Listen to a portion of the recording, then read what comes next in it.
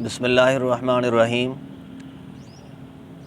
ایک مسئلہ ہے جس کو خواہ بعض حضرات علماء دیوبند کے سر پر ڈالتے رہتے ہیں، اس کا تصفیہ ضروری ہے۔ لوگ کہتے ہیں جی دیوبندی مولوی علامہ رشید احمد گنگوہی نے کوے کو حلال لکھا ہے، فتاوی رشیدیہ میں کوے کو حلال لکھا ہے، تو اس کے متعلق گزارش یہ ہے کہ کوے کو حلال حضرت گنگوہی نے نقل کیا ہے۔ علماء دیوبند ناقل ہیں، شارح ہیں، حضرت گنگوہی سے بہت پہلے فتاوی ہندیہ میں یہی فتویٰ موجود ہے اور بہت ساری کتابوں میں موجود ہے۔ اصل بات کیا ہے؟ اصل بات یہ ہے کہ کوے 3 قسم کے ہوتے ہیں۔ ایک کوا وہ جو مردار کھاتا ہے، صرف مردار، اس کے لیے بعض علماء نے مکروہ تحریمی اور ناجائز لکھا ہے اور بعض نے حرام لکھا ہے، وہ نہیں کھانا چاہیے۔ اور دوسرا کوا وہ ہوتا ہے جو دانہ کھاتا ہے، مردار بالکل نہیں کھاتا، وہ حلال ہے، اس کو کھانا جائز ہے۔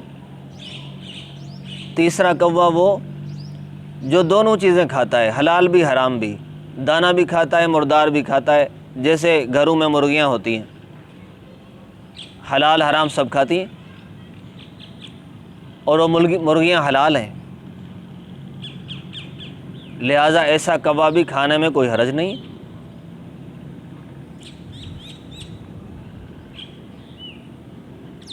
حدیث پاک میں ذی مخلب اور ذی ناب کے لفظ آئے ہیں۔ ذی ناب کہتے ہیں آنکھوں کے سامنے جو دانت ہیں، نوکیلے دانت، ایسا جانور جس کے نوکیلے دانت ہوں اور وہ نوکیلے دانتوں کے ساتھ شکار کرتا ہو، ایسے جانور کا کھانا حرام ہے، جیسے شیر ہے، چیتا ہے، کتا ہے، بلی ہے۔ اور دوسرا لفظ ہے ذی مخلب۔ ذی مخلب اس کا مطلب یہ ہوتا ہے پنجے والا جانور، مراد پرندہ ہے۔ ایسے پرندے جو پنجوں کے ذریعے شکار کرتے ہوں، ایسے پرندوں کے متعلق حدیث پاک میں منع کیا گیا ہے، نہیں آئی ہے۔ لہٰذا جانوروں میں ذی ناب اور پرندوں میں ذی مخلب، جن جانوروں اور پرندوں میں یہ صفات ہوں ان کا کھانا حرام کہا گیا ہے۔ اب آتے ہیں کوے کی طرف۔